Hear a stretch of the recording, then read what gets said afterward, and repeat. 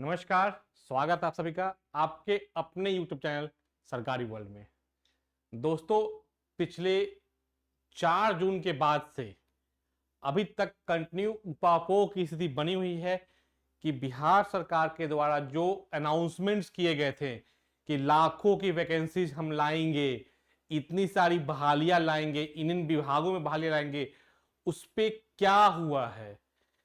तो जैसा कि आप जानते हैं कि तैयारियां हो चुकी थी। इसी बीच जो 65% रिजर्वेशन का जो निर्णय लिया गया था, उसके आलोक में तैयारियां चल रही थी। इसी बीच में हाईकोर्ट में केस किया गया, कुछ पक्ष के द्वारा पीआईएल दायर किया गया, जिसके बाद हाईकोर्ट ने सुनवाई की और जून के महीने में जो बिहार सरकार के द्वारा जो अधिनियम लाया गया था, जिसमें 65% रिजर्वेशन प्लस 10% ईडब्ल्यूएस का रिजर्वेशन दिया गया था, उसको रद्द कर दिया गया। उसके बाद बिहार सरकार के द्वारा सुप्रीम कोर्ट में एसपीएल दायर किया गया और उसमें इस जो हाईकोर्ट का आदेश था उसको चुनौती दी गई।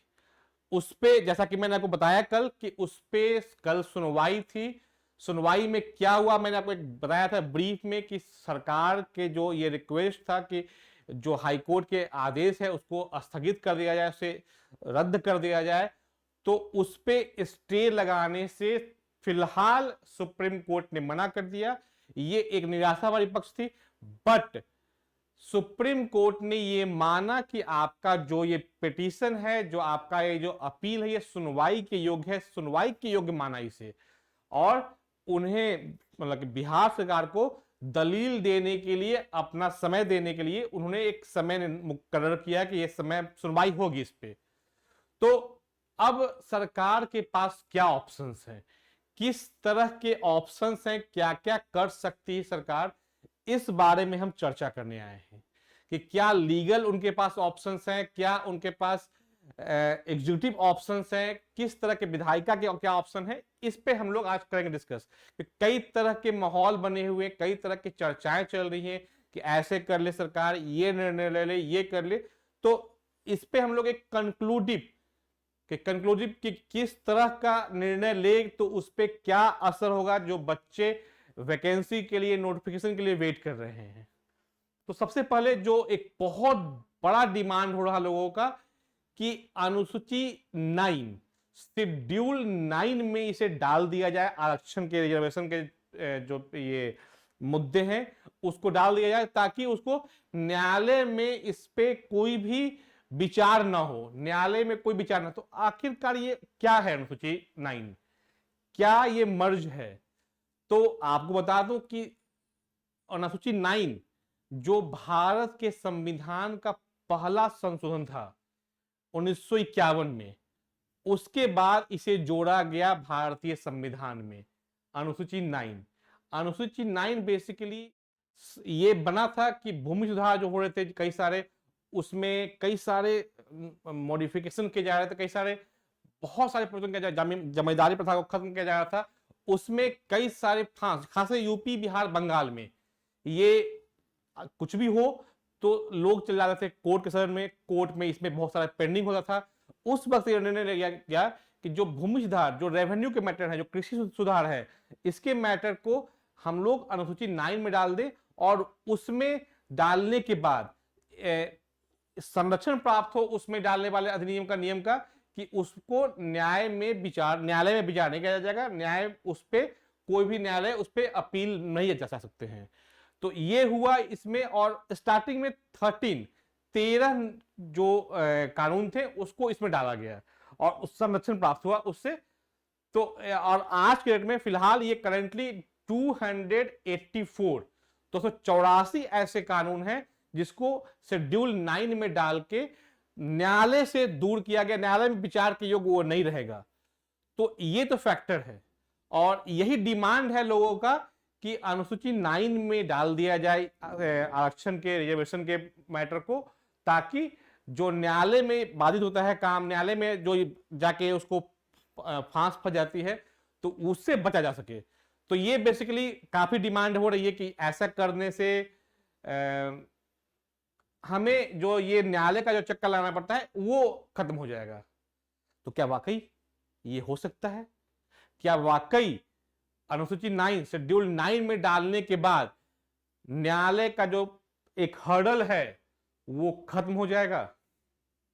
मुझे डाउट है, मुझे बुरी तरह से डाउट है इस पे, क्योंकि ये एक पार्ट है, फैक्ट है, ये चीज, ये पार्ट है कि उसमें डालने पे न्यायालय में विचार योग्य नहीं होता है। बट 24 अप्रैल 1973, जी हां, 1973 केशवानंद भारती मामले में एक जजमेंट आया था जिसमें कोर्ट ने यह माना कि हम ऐसा नहीं कर सकते हैं। अगर मौलिक अधिकार का हनन हो रहा किसी का, या संविधान के मूल जो उसकी आत्मा है, मूल जो रूप है, उसमें किसी तरह का छेड़छाड़ हो रहा है, देन उस केस में, वैसी स्थिति में न्यायालय इसमें इंटरवीन करेगा। तो कवच तो है, कवच प्रदान करता है अनुसूची 9, लेकिन अगर इसके बाद भी, अनुसूची 9 में डालने के बाद भी कोई अगर ये दावा करे कि ये जो रिजर्वेशन का जो ये कवच दिया गया कि इतना 65%, 75, कहीं पर 70% कहीं तक पे प्लान चल रही है, 69 छत्तीसगढ़ में हो रहा है प्लान, तो ये जो बेसिकली इस तरह का जो इशू है, तो अगर कोई आता है और बोलता है कि हमारे मौलिक अधिकार का हनन है और वो सिद्ध करने में ये सक्षम हो जाता है, तो कोर्ट इस पे अगेन संज्ञान लेके इस पे सुनवाई कर सकता है। अब बताइए मौलिक अधिकार क्या है? मौलिक अधिकार 6 हैं, हम सब जानते हैं। समानता अधिकार का अधिकार है, फ्रीडम का राइट है, शोषण के खिलाफ अधिकार है, धर्म की स्वतंत्रता का अधिकार है, सांस्कृतिक स्वतंत्रता का अधिकार है, और शैक्षणिक अधिकार है, और प्लस संवैधानिक उपचार का अधिकार है। तो ये हमारे मौलिक अधिकार है। इसमें सबसे पहला क्या है? समानता का अधिकार। समानता का अधिकार, इक्वलिटी, और जो हाईकोर्ट ने निर्णय दिया कि 15A और 16A, इन दोनों में 15A क्या कहता है? किसी भी जॉब में इक्वलिटी, हमें जॉब में समान अवसर का अधिकार मिलना चाहिए, और वही हनन होता है। तो अगर ये कोई, अगर मान लीजिए कि 65% ही, 60% पे ही सुप्रीम कोर्ट इसको ओके कर दे, सुप्रीम कोर्ट में सुनवाई के पहले अनुसूची 9 में डाल दे, और उसके बाद इसको संरक्षण दे दे कि ये शेड्यूल 9 में है, इस पे निर्णय नहीं ले सकते हैं आप, और कोई इसके बाद केस करे कि ये तो भाई हमारे मौलिक अधिकार का हनन है, हमें जॉब में इक्वलिटी, इक्वल अवसर नहीं मिल रहा है इसमें, देन कोर्ट इस पर संज्ञान लेगी, इस पे सुनवाई करेगी, इस पे विचार होगा। तो पूरी तरह से फुल, बिकॉज स्पष्ट है 24 अप्रैल 1973 को जो केस हुआ केशवानंद भारती वाले में, उसके बाद कोर्ट ने स्पष्ट किया, एकदम क्लियर कट उनका है कि अगर संविधान के मौलिक रूप में किसी प्रकार का छेड़छाड़, मौलिक अधिकार, उसका मौलिक अधिकारों का हनन होता है, या संविधान के मूल संरचना में कोई छेड़छाड़ होती है, किसी तरह का गड़बड़ी होती है, देन इंटरवीन करेगा सुप्रीम कोर्ट, कोर्ट सुनवाई करेगा उसमें। तो अनुसूची 9 एक सॉल्यूशन हो सकता है, लेकिन फुल प्रूफ है ये नहीं मानता हूं मैं। तो और क्या सॉल्यूशन है? ठीक है, अनुसूची 9 में आप डालते हैं, लेकिन अगेन वो आप में एक जो कांटा है वो लगा रहेगा कि उसके बाद मौलिक अधिकार का हनन मान के कई लोग उसमें घुस जाएंगे सुप्रीम कोर्ट में, कोर्ट में, कि भाई मेरा मौलिक अधिकार का हनन हो रहा है, मुझे इक्वल मौके नहीं दिए जा रहे हैं जॉब में, तो इस पे सुनवाई कीजिए आप। तो अगेन कोर्ट शायद संज्ञान ले इसमें और सुनवाई करे, तो सुनवाई योग्य माने इसको। तो अनुसूची 9 इस केस में फुल प्रूफ नहीं हो सकता है, मेरा मानना है। मैं बहुत कानून का विशेषज्ञ नहीं हूं, लेकिन ये मेरा ओपिनियन है, आप शायद डिफर कर सकते हो, लेकिन ये एक पार्ट है। तो अब क्या ऑप्शन है सरकार के पास? मुझे लगता है एक तो ऑप्शन मैं बता दूं कि अगला जो डेट सुनवाई का पड़ा है इस केस में, वो है 10 सितंबर 2024। जी हां, 10 सितंबर 2024 को सुनवाई होगी। उसमें बिहार सरकार पहले अपना पक्ष रखेगा। एक बात और मैं आपको थोड़ा बैक जाता हूं कि कल क्या हुआ। कल जो सुनवाई हुई, हमने बता दिया कि सितंबर में डेट होगा, सुनवाई के योग्य माना है, और फैसले पर रोक नहीं लगाया, जो स्टे नहीं लगाया। बट डिटेल क्या हुआ इसमें? जो बिहार सरकार का पक्ष रख रहे थे वकील, एडवोकेट्स, उन्होंने कहा कि अगर आप हाईकोर्ट के निर्णय में स्टे नहीं दे सकते, पर तो स्टे दीजिए। स्टे देने का उन्होंने मांगा कारण कि हमने जातिगत जनगणना की और इसके आधार पे जिसकी जितनी जनसंख्या उसकी इतनी भागीदारी जॉब में हमने तय किया। सुप्रीम कोर्ट ने बोला नहीं, ये हाईकोर्ट का निर्णय सही था। बोला ठीक है, फाइन, कोई दिक्कत नहीं, लेकिन सर हमारे यहां बहुत सारे जॉब वैकेंसी पेंडिंग है, कई सारे इंटरव्यू पेंडिंग है, कई सारे नोटिफिकेशन पेंडिंग है, तो बच्चों का भविष्य अंधकार में हो सकता है। तो ये ब्ला ब्ला अपना इन्होंने दिया कि हाँ जॉब्स अटके हुए हैं। सरकार ने सुप्रीम कोर्ट ने बोला कि नहीं, ये इसके योग्य नहीं है। बोला कि अगर इस पे हम कुछ निर्णय दे देंगे और बाद में सुनवाई में, छोटा मोटा है नहीं, आप अभी 3 बजों का बेंच है, 8 9 10 11 जजों के बेंच तक जाएगा, तो ये सुनवाई की प्रक्रिया लंबी हो सकती है। तो अभी उस पर कुछ निर्णय दें, बाद में कुछ हो जाए तो फिर इशू हो जाएगा। अभी हम उसको स्टे नहीं दे सकते हैं उस हाईकोर्ट के निर्णय पे। तब मांग की गई कि ठीक है, हमें कम से कम वन लाइनर छोटा सा संक्षिप्त निर्णय ना दीजिए, आप क्यों डिनाई कर रहे हैं, क्यों स्टे नहीं दे रहे हैं, क्यों स्टे नहीं लगा रहे हैं हाईकोर्ट के निर्णय पे, एक डिटेल वर्जन में हमें अपना जजमेंट दें। सुप्रीम कोर्ट ने इसे भी डिनाई कर दिया, बोला कि नहीं, हम जब सुनवाई करेंगे तब डिटेल निर्णय देंगे। तो ये बेसिकली हुआ कोर्ट रूम में कल। तो हर मुद्दे पे बिहार सरकार के इस दलील को नकार दिया सुप्रीम कोर्ट ने कि हम आपको डिटेल जजमेंट नहीं देंगे, हम आपको स्टे नहीं लगाने देंगे और आपको तत्काल 50% वाले पे ही काम करना होगा। तो ये पक्ष खत्म। अब 10 सितंबर को बिहार सरकार अपना पक्ष रखेगी डिटेल में कि उन्होंने किस परिस्थितियों में निर्णय लिया, क्या क्या उनके पास साइंटिफिक डेटा है जो जाति का जनगणना है उसका, उसके आधार पे, और क्या जस्टिफिकेशन उसका है। क्योंकि हाईकोर्ट में ये तय हो चुका है कि जो अभी करेंट जो जॉब एम्प्लॉयड हैं बिहार गवर्नमेंट में, उनकी रेशियो सही है कास्ट के आधार पे, जो वर्किंग है, लेकिन सरकार की अपनी दलील है, दोनों अपने अपने जगह है। तो उस केस में अब 10 सितंबर को अगर एक अच्छे से ट्रायल हो जाए और सरकार के पक्ष में निर्णय आ जाए, 10 के बाद एक और डेट पड़ सकता है, शायद मैक्सिमम 2 डेट में होना चाहिए। तो उस केस में सितंबर के एंड में होके अक्टूबर तक, आपको सितंबर में आपको जजमेंट आ जाए, अक्टूबर से नोटिफिकेशन आना शुरू हो सकते हैं। ये सिनारियो 1 है, सिनारियो 1 है ये, जो कि सबसे आइडियल, बिहार के जितने भी स्टूडेंट वेट कर रहे हैं नोटिफिकेशन के लिए, उनके लिए सबसे आइडियल उनके लिए यही है कि सितंबर में जजमेंट आ जाए, अक्टूबर से नोटिफिकेशन आना शुरू हो जाए। सेकंड, अगर ये लंबा जाता है, बिकॉज जैसा कि चीफ जस्टिस ऑफ इंडिया ने कमेंट किया कि ये प्रक्रिया लंबा है, अभी हम 3 जजों का पैनल, बिकॉज इसमें बता दूं कि कल जो लिस्टिंग में तो 2 जज थे, बाद में इसमें हमारे चीफ जस्टिस ऑफ इंडिया वो भी इस पैनल में जुड़ गए और 3 जजों का पैनल बन गया ये। तो अभी 3 हैं, फिर 5 7 9 11 भी हो सकते हैं, जिस तरह का आप दलील बढ़ता है तो आवश्यकता बढ़ सकती है। तो इस केस में ये प्रक्रिया लंबी हो सकती है। तो अगर सितंबर अक्टूबर नवंबर 3-4 महीने चला गया, देन बहुत मुश्किल हो जाएगी कि जो सरकार का एम है कि जो अगले साल इलेक्शन है उसके पहले कम से कम बहालियां कर लें।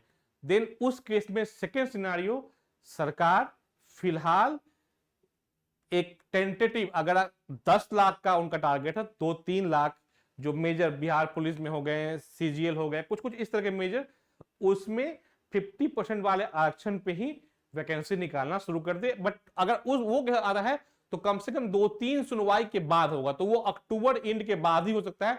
देन उस केस में नवंबर दिसंबर में आपका नोटिफिकेशन आना शुरू हो सकता है। ये सेकेंड सिनारियो है, अक्टूबर फर्स्ट सिनारियो, सेकेंड नवंबर दिसंबर में।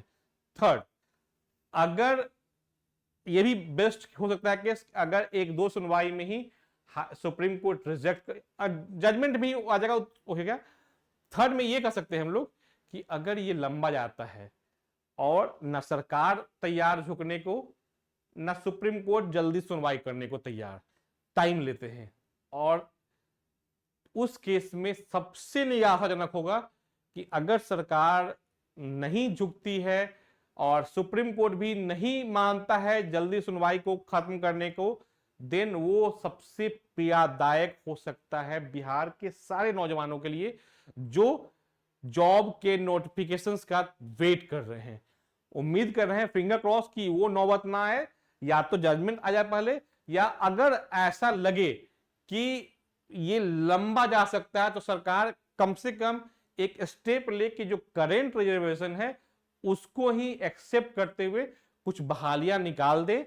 कुछ मतलब कि जो मेजर हैं, बिहार दरोगा वाला हो गया, सीजीएल हो गया सीजीएल हो गया, पंचायती राज हो गया, तो इस तरह के जो मेजर डिपार्टमेंट्स हैं उसकी वैकेंसी, बिकॉज अगर वो नहीं निकालते हैं सितंबर अक्टूबर लेटेस्ट नवंबर तक, जो उनका टारगेट है कि अगले साल के नवंबर के पहले अपनी वैकेंसी को कंप्लीट कर ले, ताकि इलेक्शन में जाने के पहले वो कह सके कि हमने रोजगार दे दिया लोगों को, तो वो उनका लक्ष्य पूरा नहीं पाएगा। उनके पास देखिए, हम लोग बहुत तकलीफ में है एज ए स्टूडेंट, हमारे सब में कि वेट कर रहे हैं, पेशेंस, जून जुलाई 2 मंथ कंप्लीट हो गए हम लोग वेट करते करते। जून का उम्मीद थी कि आएगा, बट तैयारी जब आई तो फिर वो रजिस्ट्रेशन आ गया, तो 2 महीना हो गया। बट सरकार के इन से भी उनको भी बहुत जल्दी है, ये हमें मानना पड़ेगा। एक्चुअली जो उनका एक एजेंडा था, कमिटमेंट था कि हम सोशल जो जातिगत जनगणना है उसके आधार पे हम लोगों की भागीदारी तय करेंगे और उनको मौके देंगे, वो कमिटमेंट को पूरा करने के लिए थोड़ा सा वो पुश कर रहे हैं अपने आप को। लेकिन अगर ऐसा प्रतीत होता है कि ये नहीं पॉसिबल है, देन उन्हें आगे बढ़ के इसी रिजर्वेशन पे वैकेंसीज निकालने पड़ेंगे, इसमें कोई ऑप्शन नहीं बचता है। तो जो फर्स्ट बेस्ट सिनेरियो अक्टूबर तक आ सकता है, अगर सितंबर के में ही 2-3 डेट दे के जजमेंट यस नो जो आए उसमें 50% 65% जो भी है उसमें वो तय हो जाए, तो अक्टूबर नवंबर में आराम से आ सकता है नोटिफिकेशन। और अगर सेकेंड सिनेरियो में जाता है लंबा, देन सरकार को एक स्टेप पीछे आके वो सुनवाई अपना चलते रहे, लेकिन वैकेंसीज लाने शुरू करने होंगे, बहुत खराब से केस में भी तो नवंबर दिसंबर तक। उसके बाद अगर नहीं आता है, देन सरकार भी जो अपने कमिटमेंट्स हैं उसको पूरा नहीं कर पाएंगी।